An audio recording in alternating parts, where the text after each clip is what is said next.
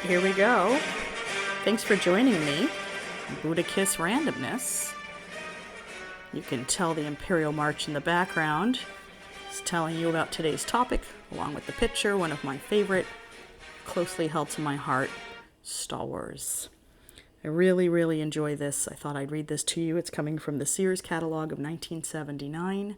Star Wars was just new then, and I don't know if you know this, but Lucas actually made part of his deal with the movie studios that he gets to keep the rights, or a portion of the rights. I could be mistaken. I should know this, but he actually got to keep the profit of the toys, which was an ingenious decision because that led to many millions of dollars for him. And these toys took off. They just went crazy. So this is one of the first times you're going to see the Cantina and some action figures in a Sears catalog. Like I said, this was back from 1979.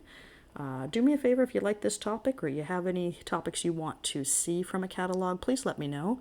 I am interested. I love toys, and I'm really interested in seeing what was available back in the day for what price.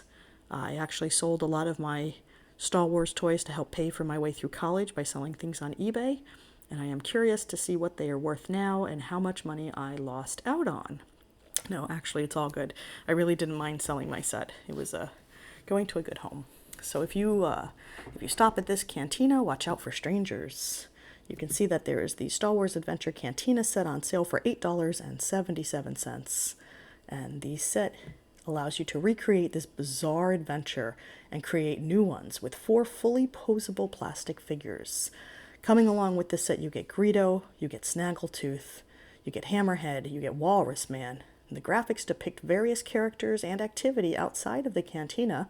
This was geared for ages 4 and up. It's made of cardboard, and it measures 18 by 7 inches high. It weighed approximately 1 pound, and like I said, it sold for $8.77. That is very different than the Cantina I had many decades later. I am amused by it. I like the colors. I like the feeling of it. I like the simplicity. I think it's just very sweet, very nostalgic for me. Down here in front of the Cantina, pulling up right on time, you've got Luke and his 2 droids and his land speeder. The land speeder has special suspension, which simulates floating. I remember that. I remember being able to push down on the vehicle, and it kind of had a springy bounce back to it. It says here that it was a spring-loaded wheels. There are 2 cockpit seats for carrying figures behind the half-moon clear windshield, and there's space on the rear deck to carry R2-D2 and C-3PO. There's a release button that pops the hood open, and it reveals the engine and storage compartment. The figures are not included, ages 5 and up. The weight is about 10 ounces, and that sold for $4.55. Now, I know that sells for a lot more nowadays. If you happen to list any of these things on eBay, I'd be interested to see what they're going for. You could put that down in the comments, and while you're there, if you don't mind hitting the like button, if you do like this content, you've made it this far into my video, I would appreciate a thumbs up. You could take a look here. I'm going to read about the 4 figures and the X-Wing fighter. Scroll up a little bit for you. Well, it's not that great, but at least you can see it. It says here that the X-Wing fighter fires laser light and gives off sound. How it works. The wings go from closed to open to an open X position by pushing down on a simulated R2-D2 button. The wings return to closed positions by pushing a second button. Flashing laser cannons on the spaceship's nose, and laser sounds activated by the 3rd deck button. The cockpit flips open to accept Luke Skywalker or any other figure sold at the left. The front landing skid locks in place, ages 5 years and up.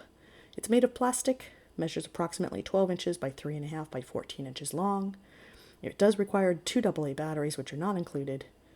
And the figures are not included either. Weighed about 1 pound 11 ounces at $8.94. Just incredible. I wasn't an adult back then, so I don't know much about inflation from how much that was in relationship to what people were making. But to me, that seems like a deal for $8.94 for the original. Next to it, you see the TIE Fighter. Flashes laser lights and emits sound as well. How it works. It releases buttons. The release button pops off the 2 large solar panels, simulating the battle damage. I remember that. I remember flying it around, holding it and pushing that button. Both of the side wings eject off of the vehicle, and now you're left with just this body, this nucleus, flying it around and hoping the guy inside can survive. It says here that there is a remote lever, and it raises the seat and escape hatch to accept Darth Vader or other figures sold at the left. I never put Vader in there. I always had a Stormtrooper. That wasn't Vader's ship to me. Transparent front windshield, dramatic laser cannon lights up and emits a laser sound 5 years and up.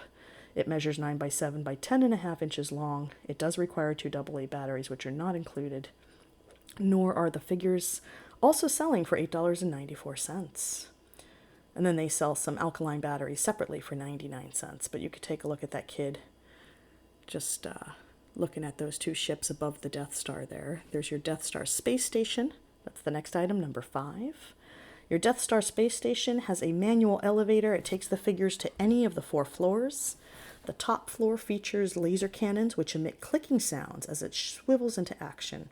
There's a push button that explodes the cannon from the housing, simulating a hit. Third floor has manual light bridge, which opens and closes. The second floor features the control console and the escape hatch to the garbage compactor, which simulated garbage and reptile monsters are found on the first floor. For children 5 years and older, it measures 12 inches by 14 by 20 inches high. Figures are not included. It weighs about 3 pounds and comes in at $17.87. So that's really interesting. I did not have the Death Star. I really wanted it. I don't think I knew about it for a while. The X-Wing was something I always longed for, did not own, but I definitely had the TIE Fighter. There's something about the TIE Fighter sound that's just very distinct and really nice. Figures for 8, 9, 10, 11, 12, and 13. It says that these figures are plastic and fully posable. They have authentic costumes from 2 1/4 to 4 1/4 inches tall for ages 4 and up. Greedo and Snaggletooth are in picture 8.